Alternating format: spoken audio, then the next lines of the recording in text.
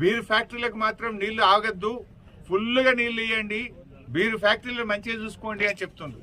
మరి రైతులను ఎవరు పట్టించుకోవాలి? బీర్ ఫ్యాక్టరీలు మంచిగానే చూసుకుంటుండ్రు, మరి మా రైతుల పరిస్థితి ఏంటి? కేసీఆర్ గారు ఉన్నప్పుడు ఎప్పుడు క్రాప్ హాలిడే లేదు, పంటకు నీళ్లు ఇచ్చినాం.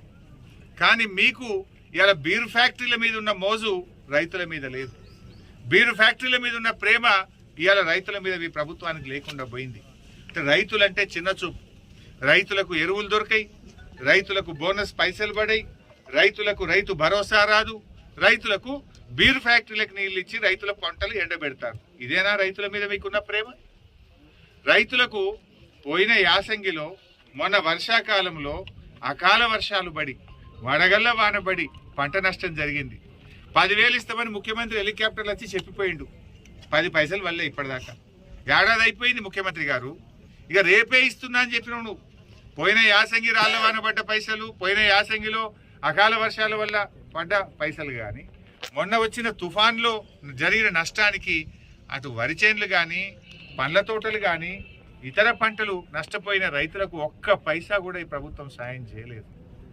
మీరు బడా కాంట్రాక్టర్లకు బిల్లులు ఇస్తున్నారు, కమిషన్లు వచ్చే కాడ పైసలు రిలీజ్ చేస్తున్నారు.